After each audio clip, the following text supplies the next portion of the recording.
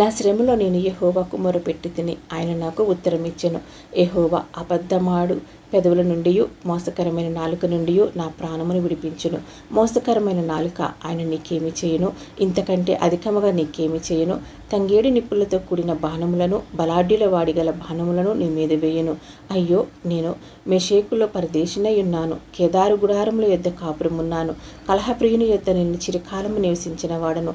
నేను కోరినది సమాధానమే అయినను, మాట నా నోట వచ్చిన తోడనే వారు యుద్ధమునకు సిద్ధమగుదురు. కొండల తట్టు నాకు కనులెత్తుచున్నాను. నాకు సహాయము ఎక్కడి నుండి వచ్చును? యెహోవా వలననే నాకు సహాయము కలుగును. ఆయన భూమ్యాకాశములను సృజించినవాడు.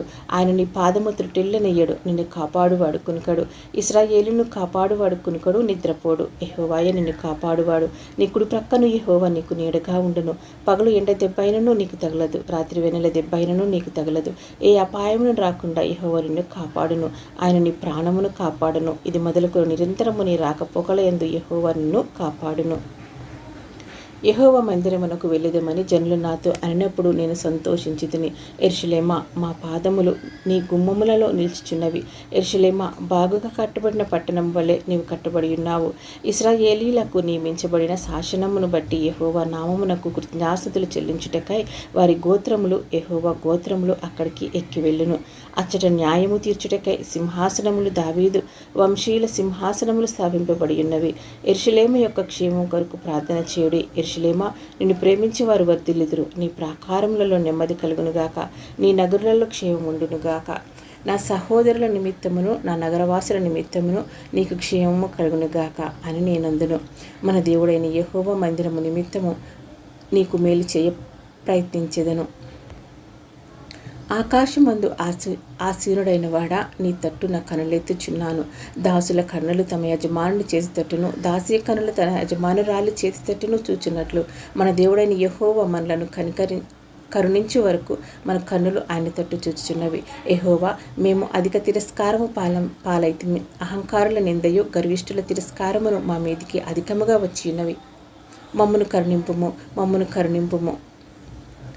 మనుషులు మన మీదికి లేచినప్పుడు యెహోవా మనకు తోడై ఉండని ఎడల, వారి ఆగ్రహం మన పైన రగులు కొనినప్పుడు యెహోవా మనకు తోడై ఉండని ఎడల వారు మనలను ప్రాణముతోనే మింగివేసిందురు. జలములు మనలను ముంచివేసిండును, ప్రవాహము మన ప్రాణముల మీదుగా పొర్లిపారియుండును. ప్రవాహములై ఘోషించు జలములు మన ప్రాణముల మీదుగా పొర్లిపారియుండును అని ఇశ్రాయేలీలు అందురుగాక. వారి పండ్లకు మనలను వేటగా అప్పగింపని యెహోవా స్తుతి నొందునుగాక. పక్షి తప్పించుకున్నట్లు మన ప్రాణము వేటకాండ ఊరి నుండి తప్పించుకొని ఉన్నది. ఊరి తెంపబడిన మనము తప్పించుకొని ఉన్నాము. భూమి ఆకాశములను సృజించిన యెహోవా నామము వల్లనే మనకు సహాయము కలుగుచున్నది. యెహోవా యందు నమ్మిక ఉంచువారు కదలక నిత్యము నిలుచు సియోను కొండవలె నుందురు. యెరూషలేము చుట్టూ పర్వతములున్నట్లు యెహోవా ఇది మొదలుకొని నిత్యము తన ప్రజల చుట్టూ ఉండను. నీతిమంతులు పాపము చేటకు తమ చేతులు చాపుకున్నట్లు భక్తిహీనుల రాజదండము నీతిమంతుల స్వాస్థ్యము మీద నుండదు. యెహోవా మంచివారికి మేలు చేయము, యథార్థ హృదయులకు మేలు చేయము. తమ వంకర త్రోవలకు తొలగిపోవు వారిని, పాపము చేయవారితో కూడా యెహోవా కొనిపోవును. ఇశ్రాయేలు మీద సమాధానం ఉండునుగాక. సియోనుకు తిరిగి వచ్చిన వారిని యెహోవా చెరలో నుండి రప్పించినప్పుడు మనము కలగనిన వారి వలె నుంటిమి. మన నోటి నిండా నవ్వుండెను, మన నాలుక ఆనందగానముతో నిండిండెను. అప్పుడు యెహోవా వీరి కొరకు గొప్ప కార్యములు చేసినని అన్యజనులు చెప్పుకొనిరి. యెహోవా మన కొరకు గొప్ప కార్యములు చేసి ఉన్నాడు, మనము సంతోషభరితులమైతిమి. దక్షిణ దేశంలో ప్రవాహములు పారినట్లుగా యెహోవా చెరపట్టబడిన మా వారిని రప్పించుము. కన్నీళ్లు విడుచు విత్తేవారు సంతోష గానముతో పంట కోసెదరు. పిడికెడు విత్తనములు చేత పట్టుకుని ఏడ్చుచూ పోవు విత్తివాడు సంతోషగానము చేయుచు పనులు మోసుకొని వచ్చును.